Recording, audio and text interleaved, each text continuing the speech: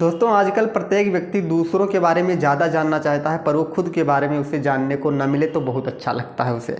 एक तरफ है सक्सेस भैया, एक तरफ है अनसक्सेस भैया। सक्सेस भैया से पूछूं कि आपको सक्सेस कैसे मिली, तो इसका जवाब केवल एक होगा, ये कहेगा कि मैंने केवल खुद के बारे में जाना, दुनिया को केवल मैंने समझा, दुनिया से कोई मतलब नहीं थी। अब मैं बात करता हूँ अनसक्सेस भैया से कि आपको अनसक्सेस कैसे मिली, तो ये कहेगा कि मैं दुनिया के बारे में जाना, दुनिया को जानता ही रहा, अपने बारे में खुद को जानने का प्रयास ही नहीं किया। यही डिफरेंस होता।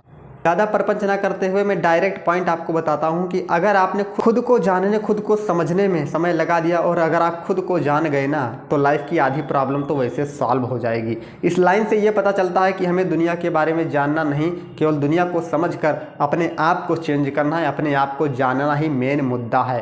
तो ये तो आप जान चुके कि जानना है तो हमें खुद के बारे में जानना है कि हम खुद में हैं क्या, हु आई एम। इस वीडियो में ये वीडियो मैंने इसीलिए लेकर आया हूँ कि खुद को जानने के 5 ऐसे तरीके को जानेंगे, जिन 5 तरीकों में बहुत सारा राज छुपा हुआ जिससे आप स्वयं को जान सकते हैं। क्योंकि इसका महत्व तो मैंने पहले बता दिया कि जानना क्यों ज़रूरी है खुद को। चलिए बिना किसी देर के इस वीडियो को स्टार्ट करते हैं। तो उन 5 तरीकों में से पहला तरीका है कि खुद को समय देना होगा। मैंने पहला पॉइंट यही रखा क्योंकि यही सबसे ज़्यादा इंपॉर्टेंट है। आज के बिजी शेड्यूल में सभी लोग बिजी हैं अपने अपने काम में, किसी को फुर्सत नहीं है। किसी से भी पूछोगे तो कहेंगे फुर्सत नहीं है। पर जो आपका बिजी शेड्यूल्ड है ना, बहुत बिजी हो मैं मानता हूँ, पर खुद को जानने के लिए समय निकालना पड़ेगा थोड़ा ना थोड़ा। अगर खुद को नहीं जाना तो क्या जाना। वो एक लाइन भी कहते हैं कि दुनिया को जान लिया आपने, सब कुछ पहचान लिया, जान लिया, लेकिन खुद को अगर नहीं जाना तो अब भी आप अज्ञान हैं। तो खुद को जानना पड़ेगा। खुद के पसंद का काम करिए, खुद को जानिए, और वहीं पर जब आप खुद को थोड़ा सा समय निकाल कर देंगे ना, तो खुद को जान पाएंगे। This is most important point. आप सेकंड पॉइंट की बात करते हैं, अपनी आदतों को जानो। जी हाँ, नाउ योर हैबिट। क्या होता है कि हमारी कुछ आदतें बाय डिफ़ॉल्ट लग जाती हैं और कुछ हम जाने अनजाने में मतलब लग ही जाती हैं। अच्छी आदतें बहुत कम, वो तो लगानी पड़ती हैं, लगती नहीं अच्छी आदतें। बुरी आदत अपने आप लगती है, अच्छी आदतों को लगाना पड़ता है। तो इन आदतों को आप ऑब्जर्व करो कि कौन सी आदत हमें कहाँ लेकर जाती है। क्योंकि इस लाइन को आप मत भूलिए कि your habit decide your future. आपकी आदतें ही आपके भविष्य का निर्माण करती हैं। इसीलिए आप गौर करो, उनको एनालिसिस करो। जो आपकी हैबिट लगी हुई है, पहले से लगी हुई है या अब लगी है, बाय डिफ़ॉल्ट लगी हो, कैसी भी लगी हुई है, उसको आप ध्यान दो, उसको नोटिस करो, एनालिसिस करो। जो बुरी आदतें हैं उनको छोड़ दो, फेंक दो, अच्छी आदतों को अपना कर रख लो। अच्छी आदतें मिले उन्हें लगाते जाओ, ग्रहण करते जाओ। यही एक तरीका है समझने का। तो इस तरह जब आप अपनी आदतों को सुधार लोगे तो कहीं ना कहीं आप खुद को जानने में कामयाब हो पाओगे। तीसरी चीज़ है कि नाउ योर कैपेबिलिटी। जब आप अपनी कैपेबिलिटी पर ध्यान देते हो कि मेरी योग्यता क्या है, मैं क्या कर सकता हूँ, मेरा इंटरेस्ट क्या है, जो काम आपको पसंद है, जब आप उसको करते हो तो कहीं ना कहीं वो रास्ता, वो मार्ग खुल जाता है जिससे आपको स्वयं को जानने का मौका मिलता है। फॉर एग्जांपल आप ये पता लगा सकते हो कि मैं कम्युनिकेशन स्किल में बेहतर हूँ, मैं नेटवर्किंग में बेहतर हूँ, मैं स्पोर्ट्स में बेहतर हूँ, मैं क्रिकेट में बेहतर हूँ, मैं किस चीज़ में बेहतर हूँ, इसका पता लगाओ, एनालिसिस करो स्वयं। तो इस तरह जब आप अपने क्षेत्र का पता लगा लोगे तो उस पर जब आप काम करोगे, कहीं ना कहीं वो रास्ता निकल आएगा जिससे आप स्वयं को जान सकते हो। और जब कहीं ना कहीं आप अपनी खूबियों को पहचान जाते हो तो आपके अंदर सेल्फ कॉन्फिडेंस भी इंक्रीज़ होता है। जितने पॉइंट को मैं डिस्कस कर रहा हूँ उससे एक फ़ायदा आपका नहीं बल्कि उसके 2-3 फ़ायदे होते हैं, इतना आप ध्यान रखिएगा। अगला चौथा पॉइंट है कि अपनी सक्सेस और अनसक्सेस पर ध्यान दो। कहीं नहीं, अपनी सक्सेस को जो सक्सेस आज तक आपको मिली, जो अनसक्सेस आपको मिली, क्यों मिली, कैसे मिली, इसका पता लगाओ, एनालिसिस करो, ऑब्जर्व करो। इससे क्या होगा, इससे होगा यही कि खुद को जानने में भी कहीं ना कहीं वो बारीकी पॉइंट, वो बारीकी हल आपको मिल जाएगा जिससे आप स्वयं को और अच्छी तरीक़ा से जान पाओगे।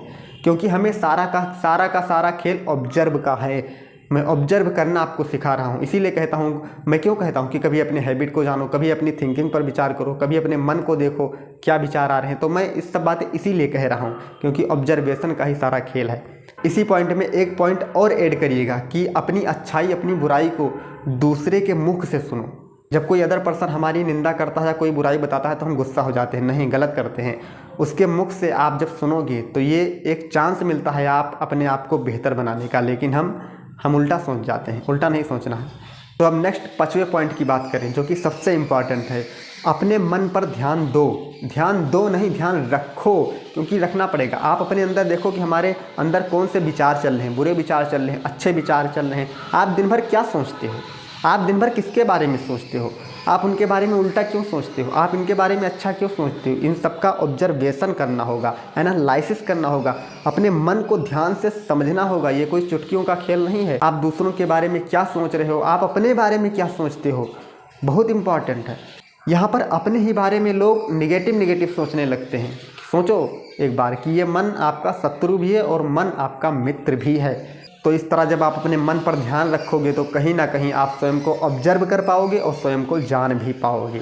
सबसे इम्पॉर्टेंट पॉइंट को ध्यान रखिएगा कि आपके मन में जो भी ख्याल आते हैं वो चाहे अच्छे हों चाहे बुरे हों, उनको ज़्यादा महत्व मत दो, क्योंकि इन्हीं की वजह से स्ट्रेस और डिप्रेशन का शिकार लोग हो जाते हैं। आप ज़्यादा से ज़्यादा अच्छी चीज़ों को अपने ऊपर हावी करो, अपने मन के ऊपर, अपने माइंड पर ज़्यादा से ज़्यादा अच्छी चीज़ों को देखो, सुनो, समझो।